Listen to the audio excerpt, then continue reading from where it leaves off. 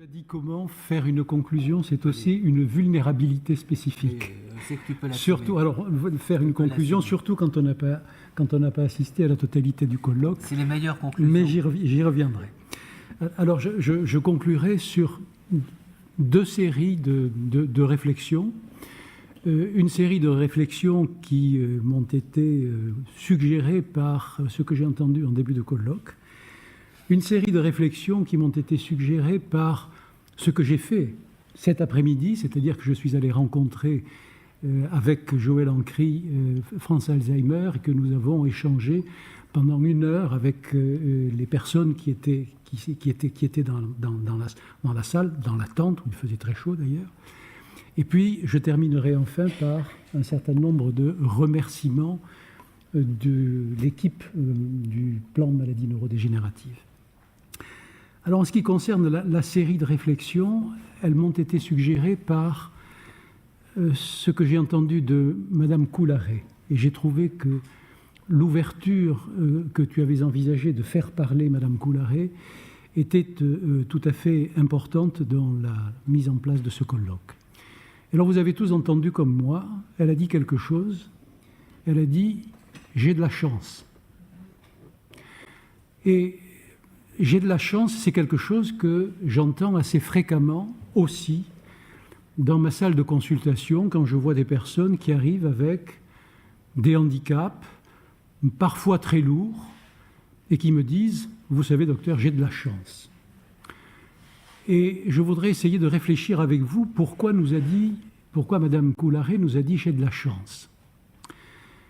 Alors d'abord, je crois qu'elle a dit, elle a pu dire « j'ai de la chance ».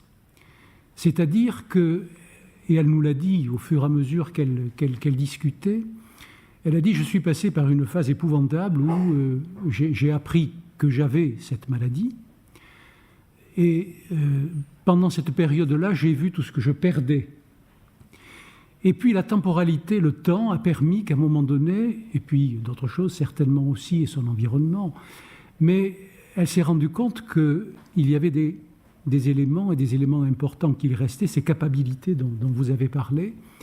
Et c'est là où elle a pris conscience qu'elle était capable, effectivement, de vouloir faire un certain nombre de choses qui représentaient ce qu'elle était. Vous avez parlé de son identité intime tout à l'heure. Et je pense que ce cheminement-là est un cheminement qui est extrêmement important et qui peut lui permettre de dire, une partie en tout cas, j'ai de la chance. Qu'est-ce qui lui permet également de pouvoir dire j'ai de la chance? Eh bien, on s'est rendu compte très facilement de ce qui lui a permis de dire ça, c'était la personne qui était en face. C'était son mari qui jouait son rôle d'aidant, vous l'avez vu, et en même temps lui permettait d'être ce qu'elle est, c'est-à-dire d'exprimer son identité, d'exprimer ses capacités. Et on l'a très bien vu dans ce qu'elle a raconté. Donc elle était en situation de pouvoir s'exprimer en tant que personne et en tant qu'identité avec des personnes, et en particulier son mari en face d'elle, qui la reconnaissait en tant que telle et qui maintenait effectivement sa dignité de personne. Alors ça, c'est l'un des éléments qui permettait de dire que j'ai de la chance. Et puis ma troisième réflexion concernant ce j'ai de la chance, c'est une réflexion qui est une réflexion alors, de neurologue, et de neurologue qui essaie de réfléchir à la façon dont le cerveau fonctionne. Et vous avez vu à plusieurs reprises la difficulté qu'elle avait à la fois à suivre son discours, à aller jusqu'au bout de son discours, et puis la capacité qu'elle avait à un moment donné à répondre du tac au tac, et donc de répondre de façon très pertinente. Et surtout, ce qui était pour moi, neurologue, tout à fait fascinant, c'était la façon dont elle vous a fait la récitation. Parce qu'elle a retrouvé sa récitation tout simplement parce qu'à un moment donné, elle est capable d'imager.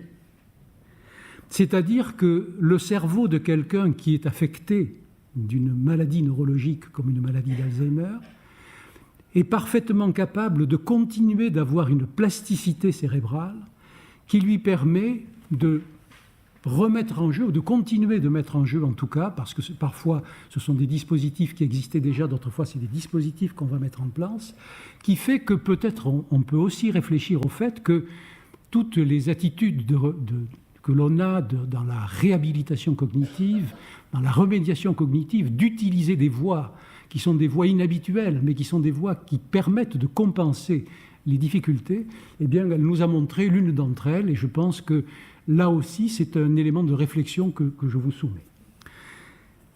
Deuxième série de réflexions, c'est les réflexions plus globales, à ce moment-là, de quelqu'un qui est en charge du plan maladie neurodégénérative et finalement des questions qui nous ont été posées après que nous ayons présenté le plan maladie neurodégénérative. Elles tournaient autour de deux axes qui sont, je pense, des axes importants sur lesquels on a priorisé, et vous avez également priorisé vos actions. C'était le problème des aidants. On nous a beaucoup demandé, effectivement, ce qui allait être mis en place et ce qui était mis en place pour les aidants.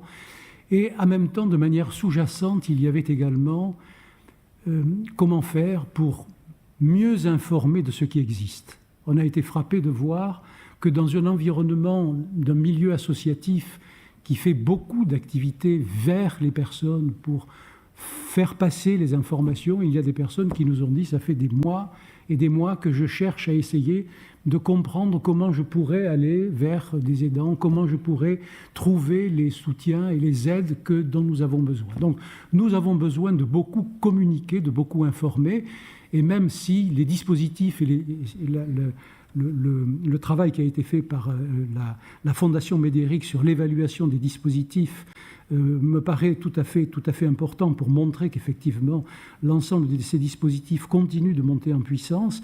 Je crois qu'il faut les faire connaître, et c'est aussi mon expérience de terrain de me rendre compte que les professionnels, que les personnes atteintes de ces maladies ne sont pas suffisamment en connaissance de ce qui existe.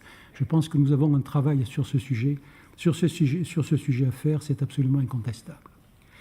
Une autre réflexion a été la suivante. On a été beaucoup sollicité, un peu pendant la situation de questions-réponses, et beaucoup à la sortie, par des personnes qui nous ont dit « mais oui, mais vous parlez de la maladie d'Alzheimer, et on parle beaucoup de la maladie d'Alzheimer, des maladies apparentées, mais les maladies apparentées, on n'en parle pas beaucoup. » Et il y a une maladie qui s'appelle la maladie à Cordes-Lévy, dont on n'entend pas parler. Et c'est là où, effectivement, je suis revenu à cette idée de penser que réfléchir sur le plan des maladies neuroévolutives, c'est un point qui est un point essentiel. Toutes ces maladies dont Fabrice dit qu'elles ont un air de famille, qu'elles permettent de partager des savoirs, qu'elles permettent de partager des expériences, eh bien, je pense que ce qu'on nous a présenté, proposé là, justifie le sens de travailler, non pas qu'il n'y ait pas des maladies, chacune d'entre elles avec les spécificités, mais d'essayer de travailler ensemble et de partager ces savoirs et ces expériences pour justement faire qu'à un moment donné, certaines personnes ne se retrouvent pas ou n'aient pas l'impression de se retrouver un petit peu au bord du chemin. Voilà, ça c'était deux séries de réflexions. Et puis, ce que je voudrais dire maintenant, et là, c'est... on a beaucoup dit, et on le dit encore, que le plan maladie neurodégénérative, il ne va pas très vite, qu'il pourrait aller plus vite, qu'on ne le voit pas beaucoup. Mais je voudrais dire que dans ce plan maladie neurodégénérative, il y a des équipes, des personnes qui se sont engagées. Et l'espace éthique et l'équipe d'Emmanuel Hirsch et tout le réseau dont tu as parlé tout à l'heure, eh bien, je voudrais les remercier profondément pour leur engagement depuis le début de la mise en place du plan.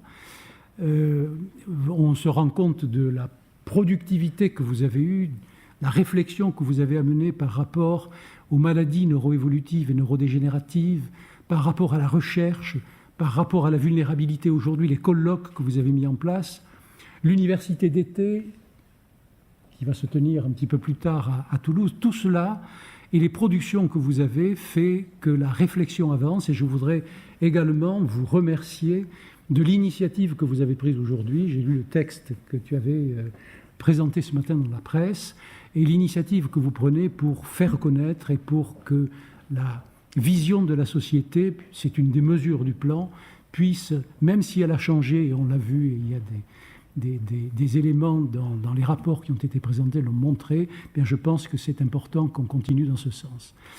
Alors, je te remercie d'avoir choisi Toulouse et de pouvoir continuer cette réflexion avec toi à Toulouse. Alors, ça ne sera pas une université d'été, peut-être une université d'été indien ou peut-être une université d'été occitan. Merci beaucoup. Merci. Et on est assez peu protocolaire ici. Alors on pourrait dire, Michel s'est exprimé, puis on arrête là. Juste un mot, mais vraiment un seul. On a une équipe, vous la connaissez pas tous dans sa composition. On peut dire aussi, il y a l'équipe qui a intégré aussi d'autres membres d'autres équipes, notamment avec la Fondation Médéric Alzheimer. Mais quand vous regardez notre équipe, il y en a quelques-uns dans la salle. Vous avez entendu tout à l'heure Sébastien, Paul Loup. Il y a Pierre-Emmanuel Brugeron qui s'occupe à la fois de notre site et des universités d'été. Il y a Robin qui nous a rejoints. Ce qui me frappe, c'est on a des gens qui ont une moyenne d'âge d'à peu près 30 ans, qui ne nous ont pas rejoints parce qu'ils cherchaient quelque chose. Ils nous ont rejoints parce qu'il y avait une aventure à mener. Et pour moi, c'est très très important. Enfin, je pense qu'on partage le même point de vue avec Virginie. On avait à cœur finalement de montrer que c'est un combat qui nous concerne et qui est extrêmement enrichissant parce qu'on est vraiment au cœur d'un enjeu de démocratie et pas uniquement de santé. Aucun membre de notre équipe au jour d'aujourd'hui n'est médecin et n'a une expérience de soignant. Même si des personnes comme Fabrice a été longtemps dans l'hôpital, enfin comme moi, on a cohabité avec des professionnels, mais on n'est pas issu de cette tradition et de ces compétences.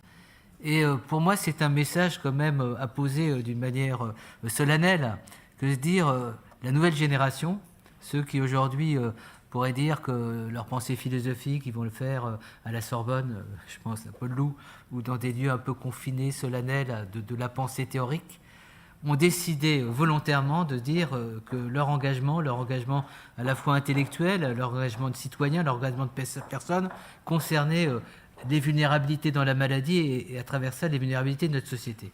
Donc je voulais leur rendre un hommage et dire que ce n'est pas pour nous anodin que de savoir qu'ils sont là. C'est eux qui rendent possible ce type d'événement et ceux surtout qui rendront possible la pérennité de ce qu'on a mis en place. Voilà, donc merci au plan Alzheimer et ensuite au plan MMD qui a suivi de nous permettre ce déploiement. Mais sachez que des jeunes parmi nous sont en rendez-vous de cette histoire. Et chaque matin, quand je vais à l'espace éthique, j'ai le plaisir de les voir parce qu'ils nous poussent très haut.